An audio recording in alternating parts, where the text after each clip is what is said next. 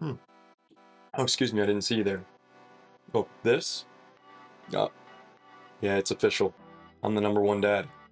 I know that a lot of you think you are, especially with Father's Day just behind us, but I can't argue with it. The mug says it. I'm the number one dad. Um, in all sincerity, though, thank you to my beautiful daughter, Emmy, for making me this amazing Father's Day mug. But that's not what I'm here to talk to you about today. I'm here to talk to you about something that does involve kids. It does involve all of our kids in the future, their financial future, their well being long term. But sadly, it has nothing to do with a mug or Father's Day. It has to do with Section 530A. What is that, you might ask? Well, you've probably heard it referred to as the Trump account. Now, the Trump account is something that is about to go live as we are about to celebrate our semi-quincentennial, if I'm getting that right, our 250th birthday for the United States of America. We are going to see the inception of these Trump accounts. But what are they? What's the story behind them? Um, are they good, bad? Are we indifferent about them? We do need to have a discussion about what these really are because it doesn't seem like anyone's really covering that. Everyone wants to talk about them.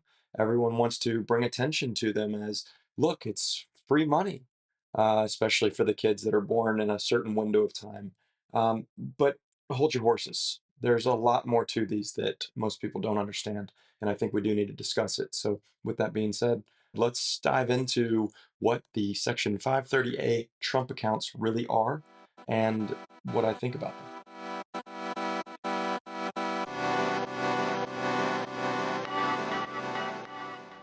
All right. So, for the first part of this video, I am going to just outline the raw facts.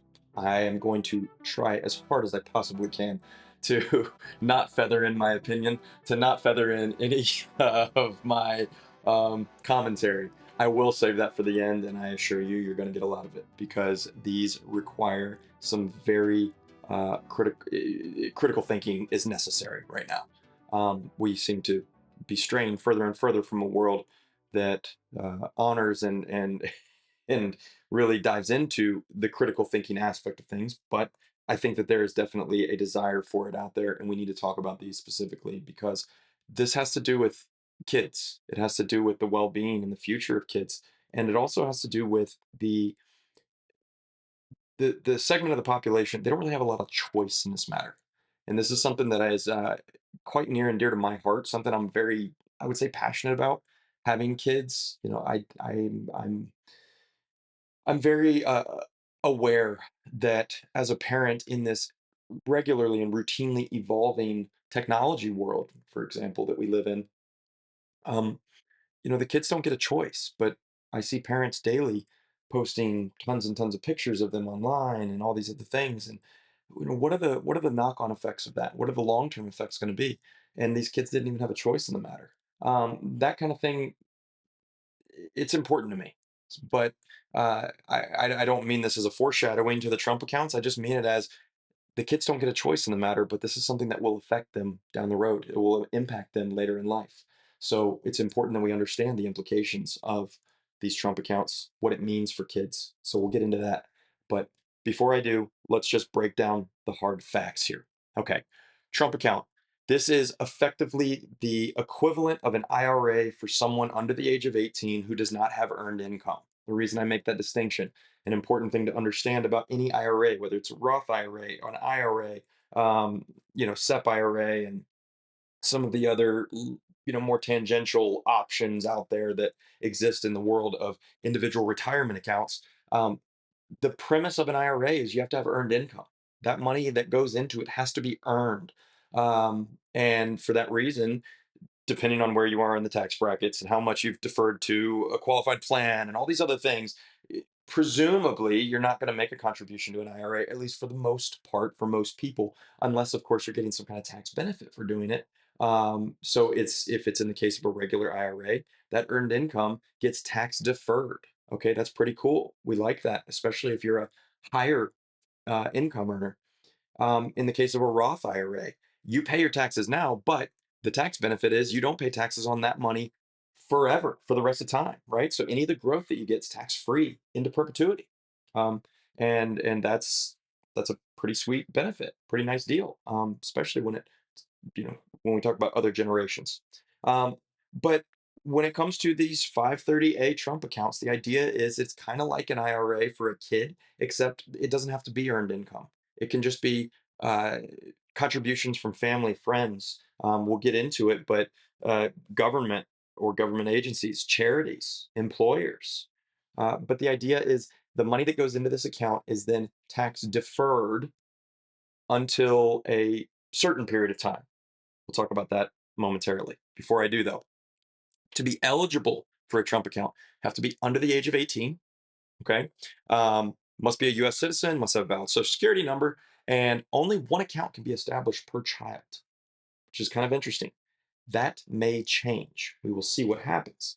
But for the time being, that is the standard that we are operating on as the inception of these accounts.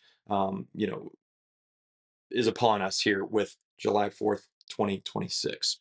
Um, there is a pilot program. This is the free money option. This is the free money consideration that has got a lot of people talking about these accounts. And I will tell you the same thing. Again, at risk of feathering in my opinion here. This is my first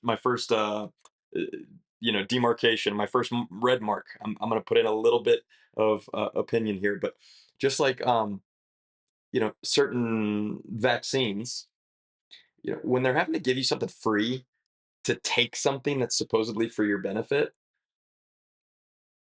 maybe there's more to it than you think.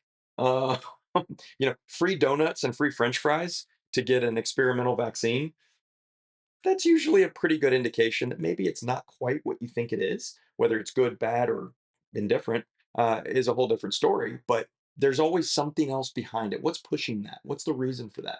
So again, free French fries, free donuts for a vaccine that has since really revealed itself to be far from what it was supposed to be, and quite dangerous for a large subset of the population.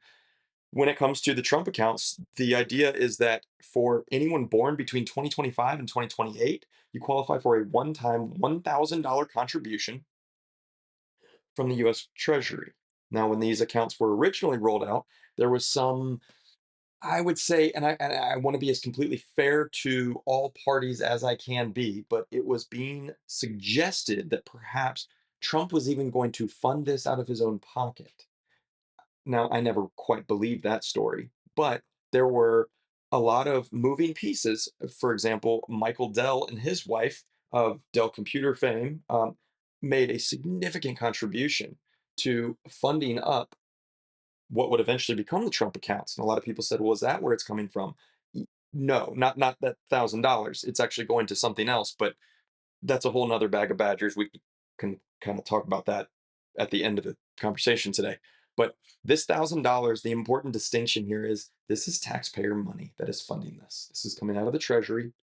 Now, whether it's magic money that's printed by the Fed and just made up out of thin air, which just goes on to the debt of the nation, or whether it's actual tax revenues that pay for this, I don't really care. They're both, six of one, half dozen of the other when it comes to the application. But the point is that these are tax dollars funding these accounts. So that's already, a little bit of a red flag in my opinion. But again, I'll save my comments for the end. As far as making contributions, again, the contributions can begin on July 4th, 2026.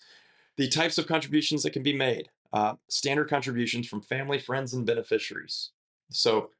Or beneficiary rather. The beneficiary can actually make contributions on their own behalf, right? The beneficiary would be the child, at least until they become 18, where they become the owner. But, you know, they could make a contribution. Family and friends can make contributions, but so can employers. Um, you can have qualified rollover contributions. That really isn't going to matter right now. It'll matter down the road. And I'll explain in a minute why. Employer contributions, kind of an interesting provision here.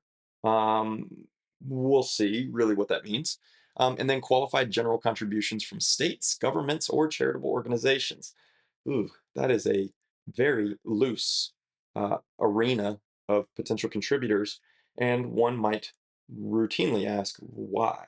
Why would a state, government, or charitable organization be incentivized to contribute to something like this? Well, there is plenty of speculation.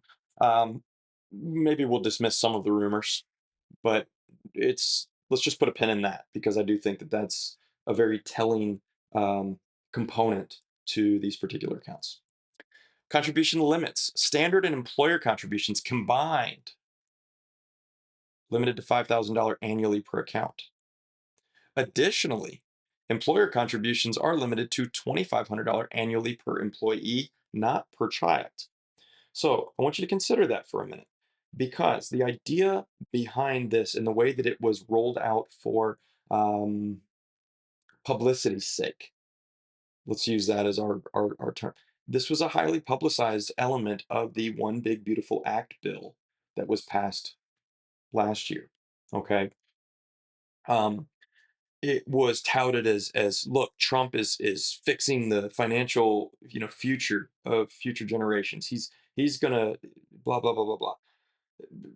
Okay, that's great. But it was also touted as this is pro family. Now, mind you, this was in stark contrast to what had been at least presented as the previous administration's, anti-family agenda. Whether that was true or not, I'm not here to debate that. It was though on the campaign trail, and then of course in the passing of the OBBBA. Um, this was touted as look at how pro family Trump is. This is pro family. Okay, I guess I can get behind whatever marketing whiz came up with that idea. I can sort of see it, but the thing that becomes kind of interesting is when you're talking about you know the the problems in terms of, let's say, wealth dynamics and the shift of wealth concentration and the like. The kind of keynote premise of this is that employers are going to be able to set this money into these accounts for the kids, for the families, and because of that it should encourage families to grow and for American families to have kids. But then it's capped at $2,500 per employee. So I can understand from the employer side, well, it's not fair, like this person has 10 kids and this person has one kid. As an employer, you know I shouldn't be allowed to give, this one over here, you know, $2,500 per kid, at 10 kids. And then, this one only gets 2,500 because they have one kid. I totally get that.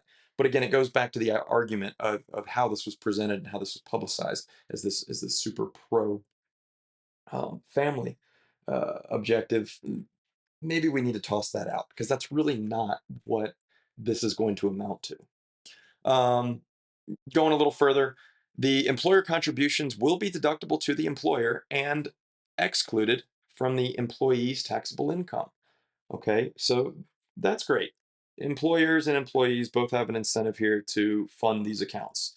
Um, you know, we'll see if employers actually bite. It's hard to say right now. I haven't really heard one way or the other, so we'll see. Um, Rules and tax treatment. Contributions are non-deductible, so non-tax deductible, but account earnings grow entirely. And this is something that I'm taking some official language, I'm taking some rendered language from other sources, but a lot of them do choose, for some very bizarre reason, to refer to this as, but the earnings grow entirely tax-free until they are distributed. I think that that's a huge misnomer. Like we need to clear this up. They're not tax free until distributed. That's a very clickbaity way of putting it. They're tax deferred, just like an IRA. Anytime you put the word free in something, my ears perk right up, as yours should. However, most people's ears perk up for the very wrong reason. They hear free and they think it's something they want. I hear free and I think it's something that is hiding something. So anytime you hear they're tax free until distributed, that's like just call it what it is. They're tax deferred. You don't pay taxes until you take the money out of the account. Okay, but you still pay taxes. There's no tax free aspect here.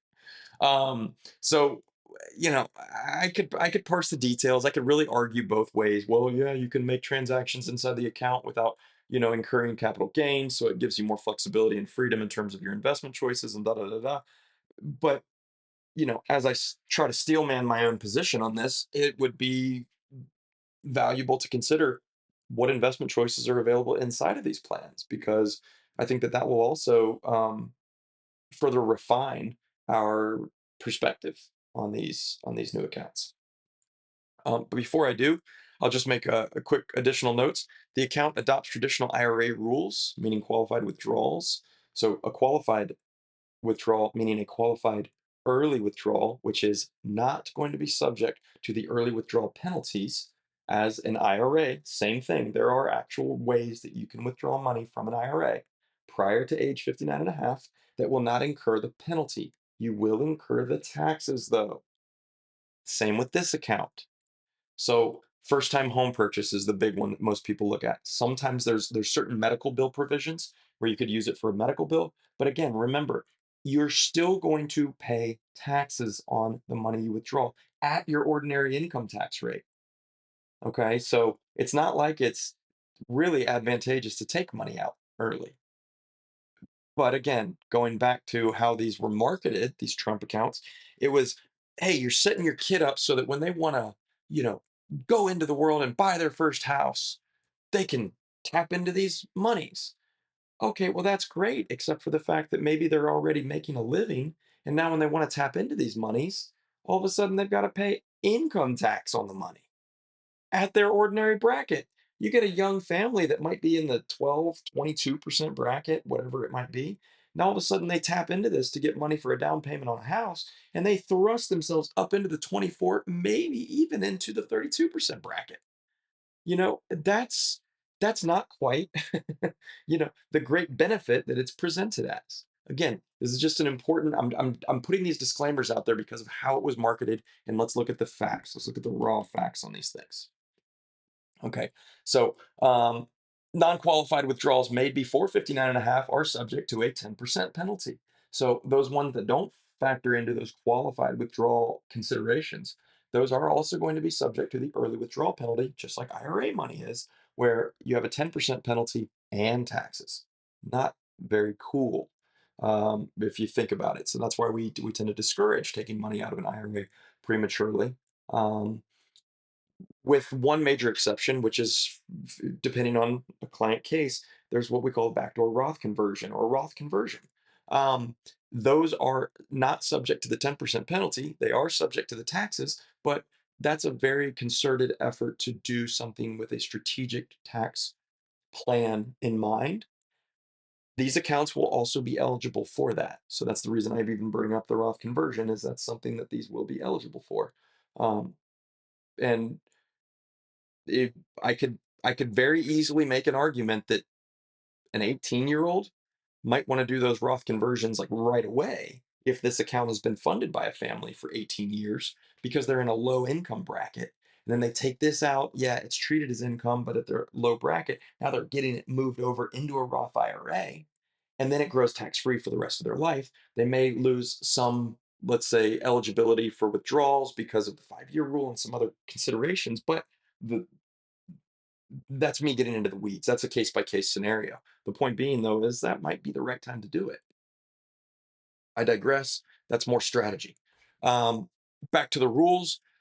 Beneficiaries have the option to convert the account to a Roth IRA. I just mentioned that. Qualified rollover contribution transfers a beneficiary's entire Trump account balance to a new Trump account held at an eligible brokerage firm. All right, now I'm gonna. This is where we're gonna start. We're gonna. No, I'm not. I'm gonna see. I have to fight myself. I have an angel and a devil on each shoulder here, and the devil's like, "Go ahead, give him your opinion. Start feathering it in." All right, the angel's yanking my ear, saying, "Stop it. Just give him the facts. Just give the facts." All right, I'm sticking with the facts. We'll talk about the whole rollover thing in a minute because, well, because you'll see. Um, Account setup. You can open it. You may already have noticed that when you were filing taxes for year 2025, so this most recent tax filing, there was notations in filing about Trump accounts. Um, that effectively would have, if you were doing it like on a TurboTax or if you were working with your CPA, they're basically going to file form 4547. And that is the official account opening form for IRS reasons. Now, then you set up your login by downloading the Trump account app. All right, I'm trying really hard. I am like, I'm biting my tongue as I speak, just to try to prevent me from starting to give you my opinion, because I'm going to hold it off. But yes, you can download the Trump app, or you can visit trumpaccount.com and select Get Started. And after your election is processed, you're going to receive confirmation by email to finalize your account setup, and then go from there. Okay. Those are pretty much all the rules. One additional note that I'm going to make about the investment provision in the account. Um, the because I alluded to this a moment ago, and this is more kind of the factual basis for the accounts. But I mentioned that, well, there's when they use the word tax free, they're referring, they're trying to basically make it more enticing than it really is. Tax deferred is the appropriate term. However, yes, you could make transactions without incurring cost basis taxation that you would otherwise incur if you were in, let's say, an after tax brokerage account. Okay, I put $10 into an investment, it grows to $15, and then I sell that investment. I've got $5 of growth that are now going to be taxed at my capital gains tax rate. Okay, that's how our taxes work. Um, Inside of the account, any IRA account, any tax deferred, tax free, Roth IRA, whatever it might be, you buy and sell investments. You're not paying taxes each time you buy and sell a position. Instead, you're paying income tax, a different tax rate than capital gains taxes, but you're paying income tax when you withdraw the money. And the entire lump sum, in the case of IRA withdrawals, is going to be taxed at that income tax rate. We've already talked about that. Okay. But when referring to inside the account, it's like, okay, well, cool. This gives these kids, when they get old enough, let's say when they're 14 or 15, okay, they're old enough, maybe they can make their own investment decisions. Cool. Now they can transact, they can trade one position for another, they can move their allocation inside of their account without incurring taxes, or maybe as they get older, even better. But here's the catch, and I quote from the formal IRS ruling, which I'm going to provide links to down in the notes section below here. But during the growth period, and I should note the growth period is the period of the account between child's age 0 to 18. And then there is, loosely, let's call it phase two, or the distribution phase, or whatever. But they're basically saying these accounts kind of have this triggering event when the year the child turns 18. So it's Jan 1 of the year they turn 18, not on their birthday. But it flips from growth phase into, basically it becomes a kid's IRA. That's really what it is. But during that growth phase, and this is the important distinction here, is during the growth period, funds in a Trump account may be invested only in eligible investments. Okay, what is that? An eligible investment, generally, is a mutual fund or exchange traded fund that tracks an index of primarily US companies, such as the Standard & Poor's 500 stock market index, aka S&P 500 index. So that's point one. Point two, does not use leverage. Point three, does not have annual fees and expenses of more than 0.1% of the balance of the investment in the fund. And then the last point is, and meets other criteria that the secretary determines appropriate. Okay, and that's just a big open doorway. Um, and that's exactly what that is. Um, we're going to need to talk about all that. There's a lot there. But on the surface, if you're looking at it as it's tax, again, let's go back to that marketing language, tax free until distributions. Well, you can't really invest in that much. There aren't that many indexes that exist that are primarily, which define that how you will. Is that 50% or more? Is that 75% or more? What is primarily US companies? And then, of course, how can you really distinguish a US company versus a multinational company that happens to be domiciled in the US? Lot of flexibility in the language we're using here. But it has to be in this index, does not use leverage, and does not have annual fees and expenses of more than 0.1%. Okay. So, we'll see, a 0.1%. So you're talking, in the basis points, but yeah, your average, let's say SPY. I'm I could pull it up, I suppose. What the expense ratio right now is on SPY. Let's do that. Let's just, for the sake of our conversation today, let's see if we can get this pulled up here. And profile. All right. So they are 0.09%. So they're right under the threshold.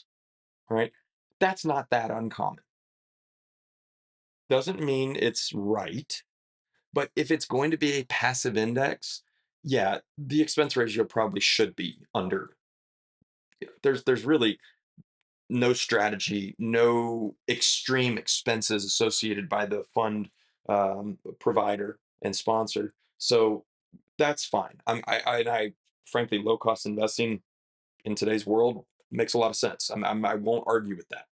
Where I do take reserve is when it comes to things like some of that other language, like and meets criteria that the secretary determines appropriate. Um, what is that? That can change a lot. With that though, that's pretty much the facts. If you're done here, you don't want my commentary, you don't want me to explain to you what I really think is going on under the surface of these things, stop the video, move on. If, however, you do, now let's talk about what I think. Okay, so the general coverage of these accounts has been mainly positive.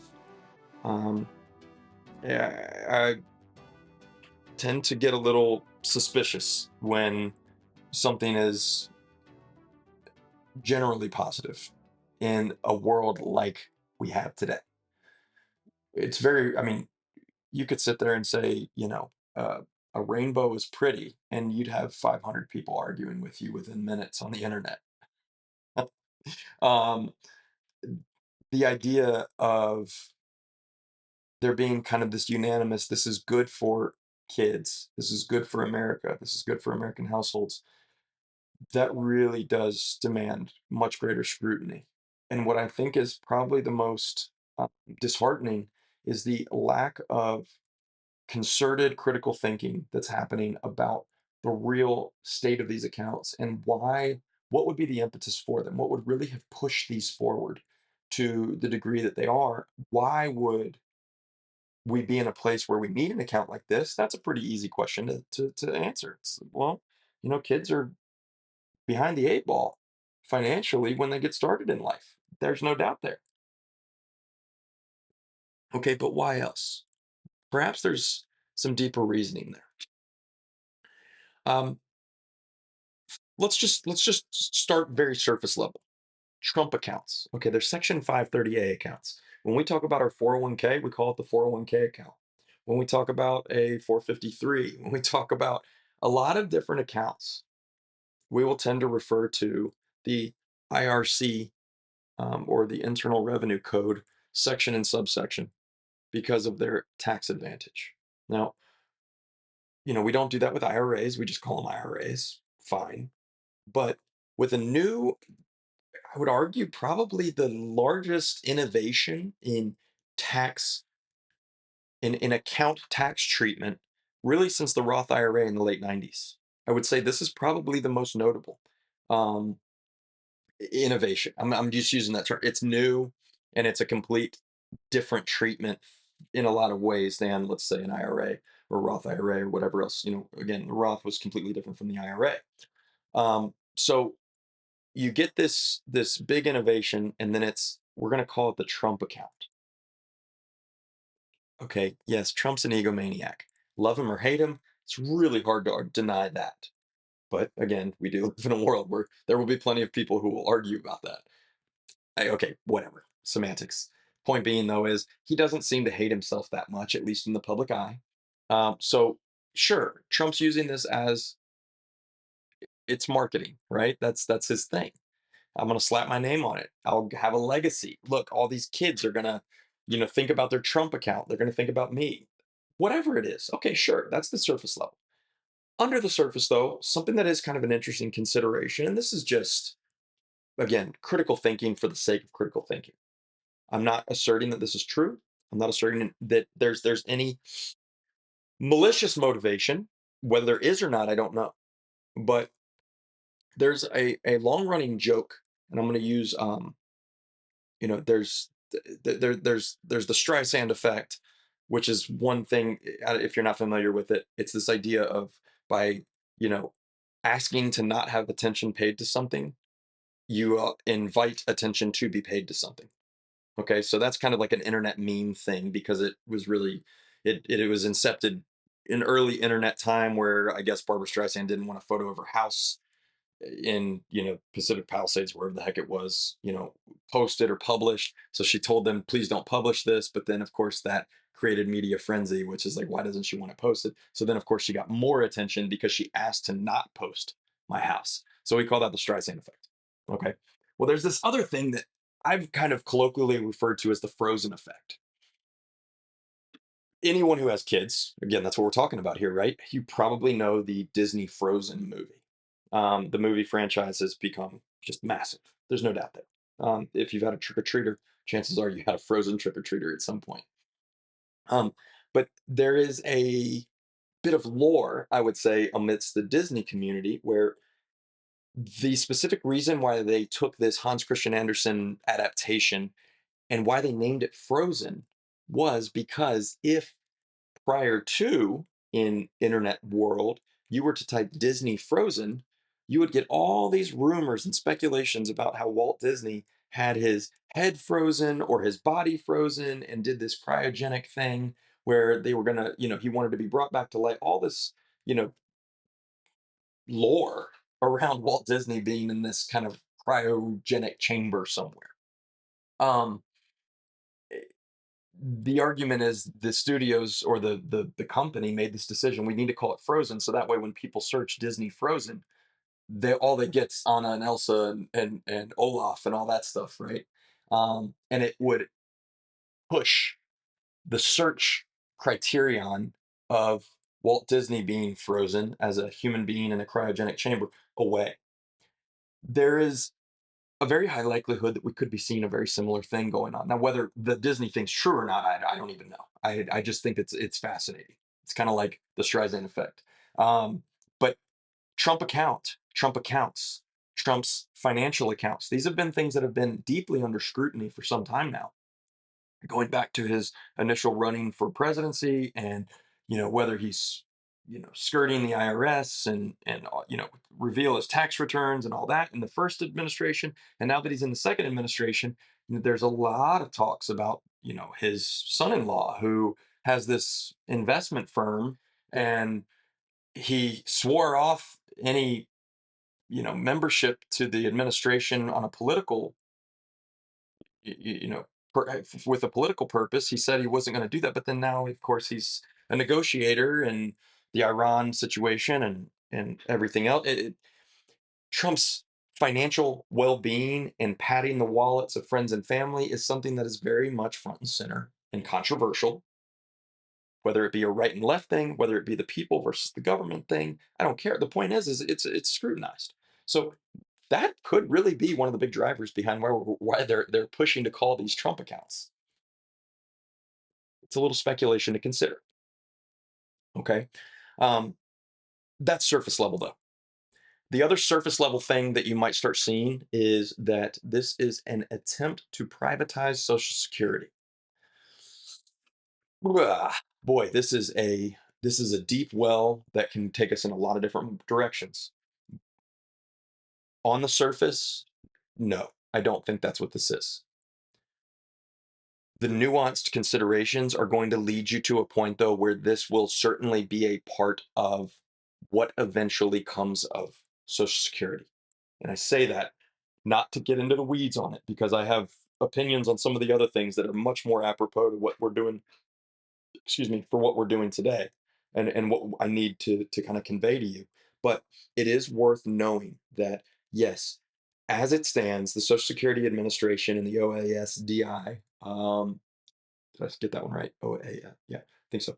I always get my acronyms mixed up. Maybe I'm a little dyslexic. But it's the the old age benefit pool is effectively going to be defunct in 6 to 8 years, roughly speaking. Now, that doesn't mean that the Ponzi scheme can't continue, which is effectively what Social Security is, the socialist Ponzi scheme, by nature. That's what it was designed to do. It's you rob from today's Peter to pay yesterday's Paul, into perpetuity. But there was always a general account that was fairly well funded. And the truth is, we have a lot of older folks that are getting benefits that, while if they were to have kept their money and done something with it, they would be way better off. But they were taxed and taxed and taxed to fund up this account. Now they're drawing on it. They're drawing on it at such a pace that it basically is it's folding under its own weight. Okay. There's a lot of data that supports that, yeah, without massive revisions, we're either going to just print the money and put the nation in further debt, or we're going to have to cut Social Security in some way, shape, or form.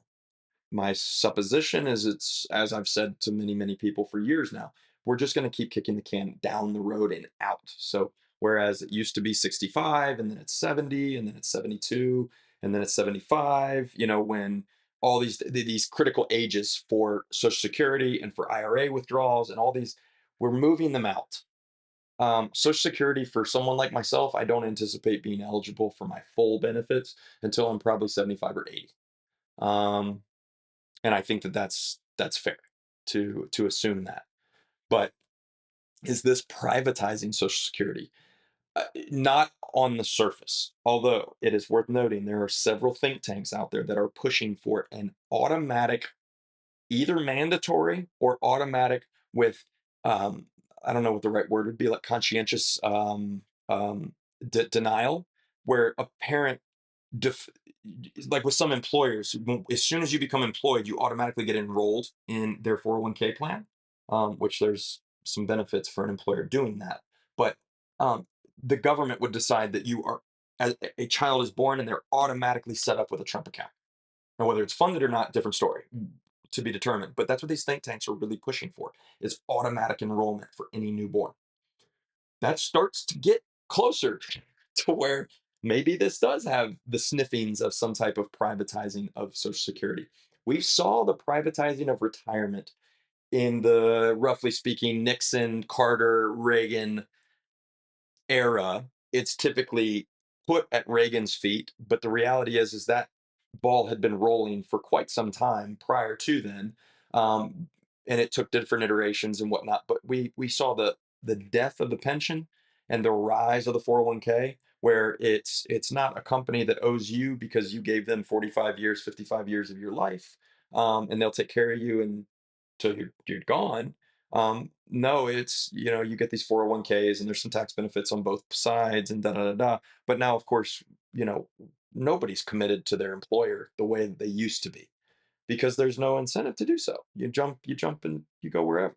So um, that same kind of argument could be sort of made for these Trump accounts, in the way that right now there's really no mandates on how you invest, let's say, your monies. But with a Trump account, you're forced to buy primarily US companies by virtue of the first 18 years of that phase one. That alone is anti-individualist. It's anti-American. Even though it's pro-American business, it's anti-American individualist, because as an analyst or as a technician, if I see that there's technical strength in, or even fundamental strength, I don't even care how you do it. But if you see that there's a better investment opportunity in Zimbabwe, than the U.S., wink, wink. Those that know what I'm referring to here. But it should be it's my money, right? I should be allowed to invest in Zimbabwe, but that's not the case with these Trump accounts. Um, but you're also taking what could eventually be Social Security, and it very well could. We could see some radical policy shifts, and all of a sudden, it's all right. We're going to stop funding with Social Security taxes. The Social Security, we're going to let that expire at a certain future date, and now that you know taxation is the Trump account taxation, where individuals and employees and businesses are taxed, and then that money goes and funds each kid's mandatory enrollment Trump account. I could see that happen. Is that the answer? No, it's not the answer. Is Social Security the answer? No, Social Security is not the answer. It's just not. Social Security is not the answer. It never was. It was never meant to exist. Yet war does funny things to people. Um, and as we're seeing, well, maybe we're seeing the same thing today. I don't know. But I would say that, is this a direct attack or a direct attempt to privatize Social Security? No. I do think, though, that it's going to be pushed for. So we'll keep an eye on that. Okay. Now we're going to get down into the nitty gritties on really where the problem and the truth of these accounts starts to reveal itself as of right now.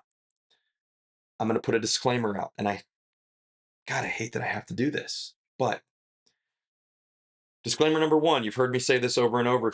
If you know me, if you are a client of ours, if you've watched any of my videos, I do not like the government in any way, shape, or form. I don't have a side in the government. Neither one of them, as if they're of different objectives, right? They're two wings on the same bird, and all the bird does is poop on all of us. Okay, I do think that there's a lot of validity in that analogy. That being said, though, the government is absolutely a fact of our lives. It is bloated to an extreme degree and become so large and so unconstitutional in its essence, but it is what it is. So I say that because I want to buffer that. Yes, I am very much against the government and the way that they are trying to control what's going on with the people of the United States. I think our citizens deserve the liberties and freedoms that we were granted and promised. And you know, rule of law has this implied consent idea, and the problem is that not a lot of us have actually consented. So take that for what you will. But to go a step further beyond that, when it comes to the state of affairs in the United States, money is a massive driver for policy making. It's not ideological. It's not religious in most cases, although those factor in. More often than not, American policy is driven by finance. It's driven by money. The same can be said for a lot of other countries around the world, but I think the United States is unique in that regard because of the degree by which money controls policy. Look at the way that our elections are run. Look at the dark money pools. Look at the you know PACs and the power that the political action committees have. It is a problem, but it is also insightful to recognize that reality when you're trying to identify what is going on under the surface with innovations like the Trump account. And as I alluded to at the very start of this video, the implications for your kid later when you're setting them up with something that they're not having a choice in. And their future self might look back and go, forgive me, but damn it, mom and dad, I really wish you didn't open that stupid account. Okay. I cannot prove that future, but I can tell you this. One of the first provisions of these accounts is they wanted to pilot them so that they understood how to regulate them. So anytime Congress will pass a bill, the IRS has to come in and say, okay, what did you pass? And now, like, how do we actually regulate this? Or how do we How do we file? And what's the mechanism? It's the operations versus the creative side of things. The creative side comes up with a great idea. The operations team is the one that has to put it into place. Okay, so the IRS has provided some private letter ruling. They've provided some guidance. Um, that's where that language I read to you earlier about the primarily U.S. Indexes, and then that very generic, overreaching statement about the what the secretary decides criteria should be. But to get things started, what is very unique about this, as opposed to, let's say, for example, um, you know, we'll use Roth IRAs. Um, when they rolled out Roth IRAs in the late '90s, any institution that you wanted to open an account with would facilitate the Roth IRA. So if you were like a trader and you were using the early, you know, trading platforms, even pre E-Trade, um, you could go open a Roth IRA there. Um, you could open it at the Schwabs and the Wells Fargos and the Merrill Lynches and the Raymond James and the whatever else of the world, the LPLs, it doesn't matter. Um, with Trump accounts, they gave an exclusive deal to this online broker called Robinhood. You've probably heard of them. They are fairly new. And as a publicly traded company, symbol HOOD, um, if you're interested in looking at their stock, they're publicly traded. Robinhood is a big innovator in the financial space. They are the first of the major, or they are a significant broker to be one of the first to integrate cryptocurrency alongside of stock and bond and traditional capital market investing on their platform. They became quite newsworthy and notable in 2020 to 2022, where we saw the meme stock, or the stonk market, really emerge, where we had all these people staying home. The gambling degeneracy was reaching all-time highs, and we had stocks in companies like GameStop and AMC Theaters, these others that were all but defunct companies effectively at the time. They had these meteoric rises because of this short squeeze phenomenon. And you may recall it. If you're not familiar with it, that's an easy one. Just search, GameStop 2021. And you can learn all about what was really going on under the surface and everything else. There's been a lot of, I would say, solid postmortem done on that. But what is kind of interesting about it is Robinhood specifically came into the public arena at that time, and they fell under extreme scrutiny because when these stocks, which, mind you, Robinhood being an online broker, no real advising or expert guidance for the most part. It's just people can open an account. They were extending gratuitous um, margin to people, which fairly unsavory business practice in my opinion. But then again, if the individual can't make a discerning decision for themselves, then perhaps the pain that's associated with bad decision making is warranted. I believe that. Unfortunately, stupidity needs to be painful. Otherwise, you'll repeat it.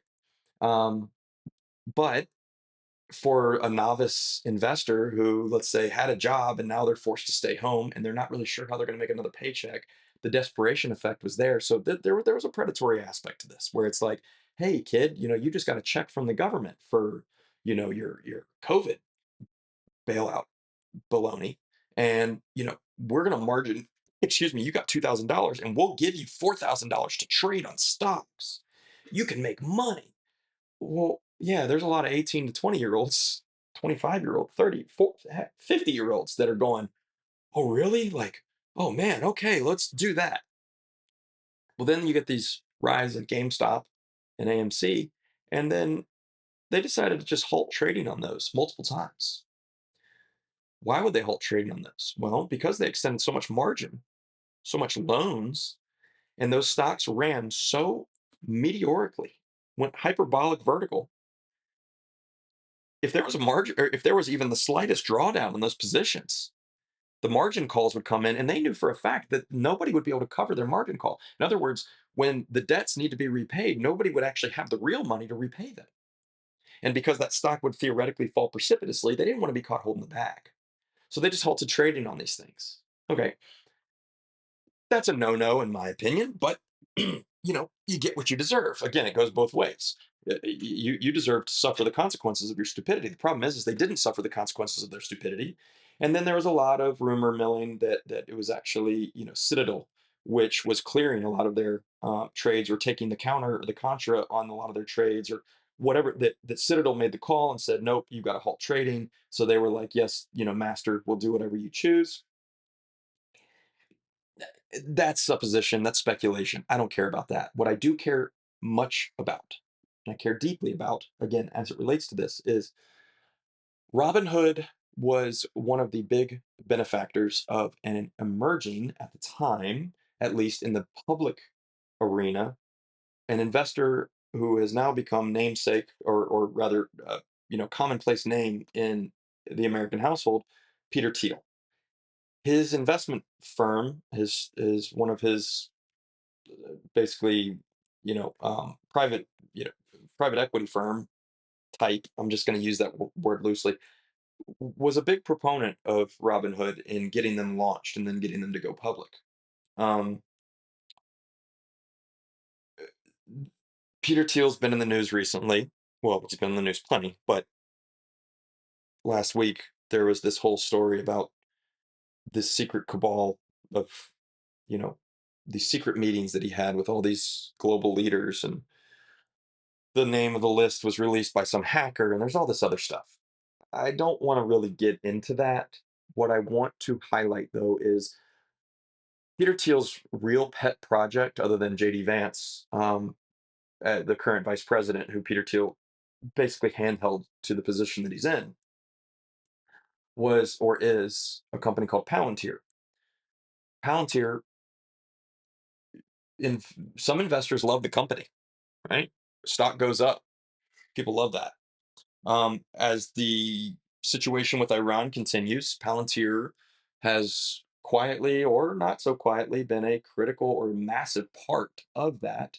Um, they have roots in a Middle Eastern country. If you can't tell, I'm dancing around this. I'm not trying to stoke any flames. I'm trying to keep a lot of my personal perspectives on this quiet, but I want to give you the facts. Palantir is data aggregation, AI, and I'm going to call it what it is. It's surveillance. That is what their business is. They are in the business of surveillance. Surveilling US citizens is not out of the question. The fact that the FISA bill continues to be batted around, the same FISA bill that Trump hated when it was supposedly used against him and all that stuff, if you all remember that. Um, but the FISA bill gets batted around, and that effectively is the governing doctrine that allows for the warrantless surveillance of American citizens. And Palantir is a big part of that. Now, it's presented to the Americans as, you know, this is for your safety.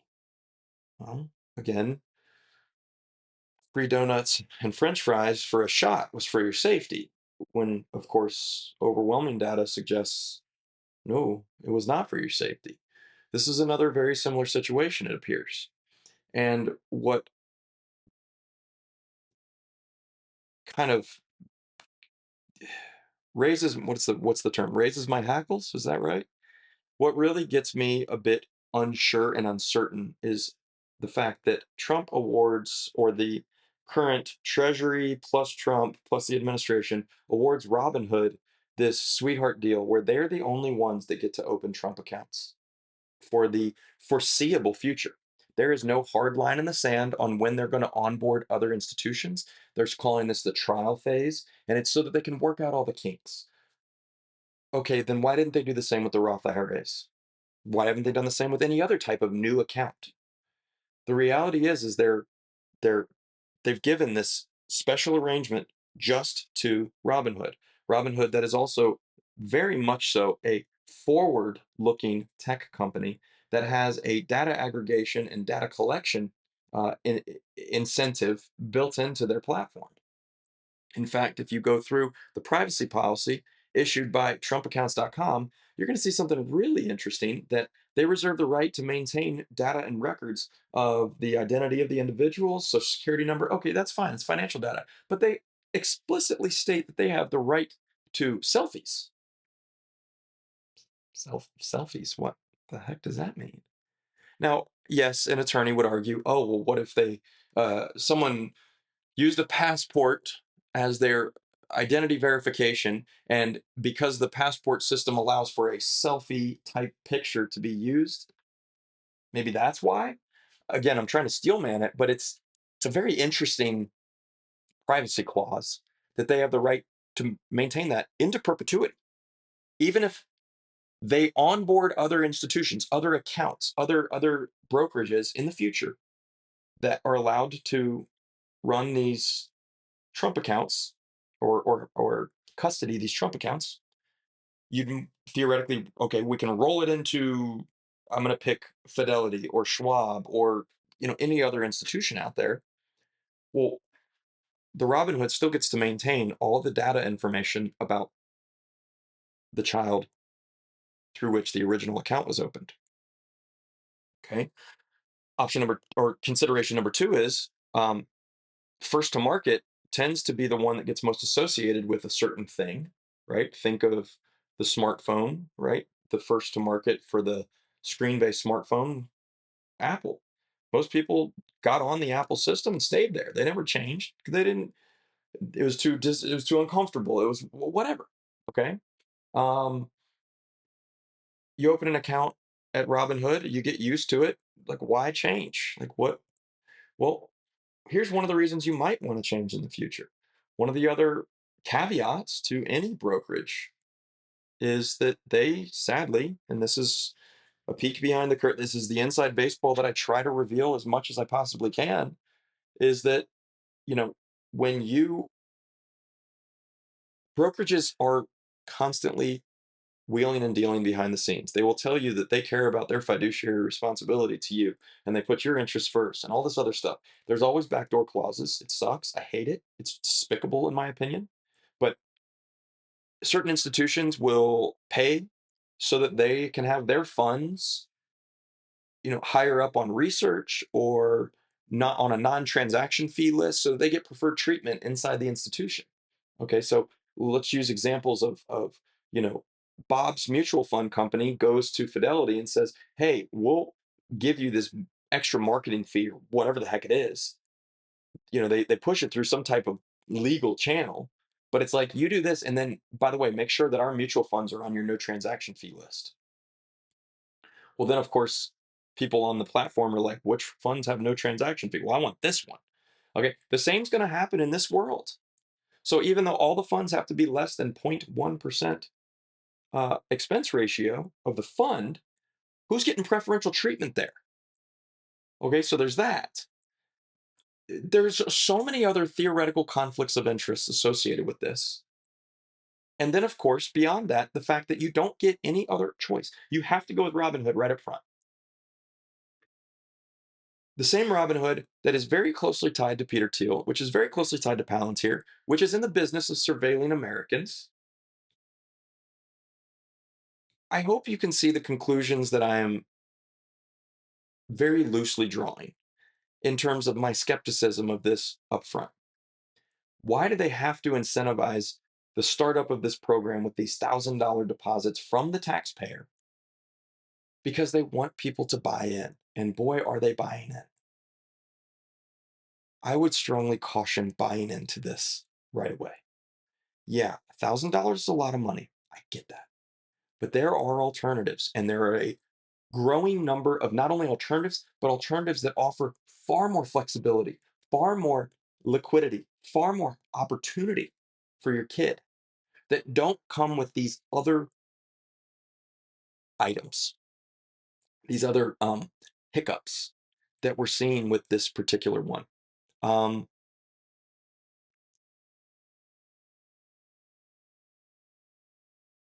it's of note, Robinhood was actually successfully granted an exemption from the SEC Form CRS filing, which is effectively the SEC's dis- requirement for firms to disclose their conflicts of interest. Um, and I don't want to paint with too broad of a brush here, but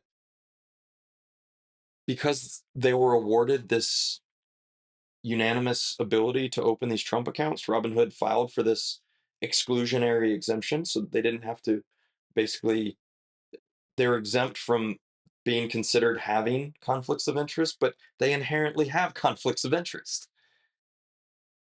I, it's mind-boggling to me. I, more that should be more of a reason that the SEC would want them to disclose their conflicts of interest because they're the only option, but they get exempted from that. I have a lot of problems with these things, if you can't tell. I have told multiple clients, don't bite. If there's bait on a hook and you're a fish, the bait might be tasty, but the hook hurts a hell of a lot worse. And everything about this is pointing to a bait and hook situation. So I'm going to put a handful of links in the bottom. I will make one final note on this. I will encourage you to read, learn about it, and if you're seeing a whole lot of the same positive messaging, ask yourself why. There's no way that Congress passes something that's unanimously accepted and just loved. It just never happens. That's the point of Congress, right? Is to argue about things so that everything doesn't get, because if it is unanimously loved, right, it's good for everybody. It gets passed. But this wasn't unanimously loved when it was going through Congress. It's just loved now that it's through. That should be a wake up call. But I will make one final last minute note on this, and that is going back to something that has been very much a topic of conversation since Trump's second term. Scott Bessent, the Treasury Secretary, has been a leader on this. It all of a sudden went quiet for some reason. I don't yet. The war is mainly the primary reason, I would guess. But the U.S. was on track to starting a sovereign wealth fund. The U.S. invested in Intel. Okay, while that's not historically anomalous, it is in our modern world. And the idea of a sovereign wealth fund is not anomalous. There are lots of sovereign wealth funds around the world. But for the US,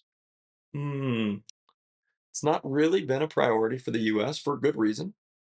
Um, JD Vance came out in favor of the sovereign wealth fund out of nowhere just over the weekend, I believe. Don't be surprised if there is a strong alignment between the sovereign wealth fund and the investment options available in Trump plans in the future. It's something that I strongly believe is going to come back around full circle if they move forward with anything like a sovereign wealth fund. So that's my final thought on this. Thank you for sticking with me. I hope it's been a helpful and informative observation of what the Trump account may or may not become. If you want to talk about any of these ideas, if you want to push back on any of these ideas, if you feel like they deserve a bit more of a kind of discussion, give me a call. Let's talk about it. I do think it's an interesting. Um, I'm always interested to hear other perspectives on this. So, with that being said, I hope you have a wonderful rest of your week and happy 4th of July, happy Independence Day, and happy birthday to America. All right. Bye bye.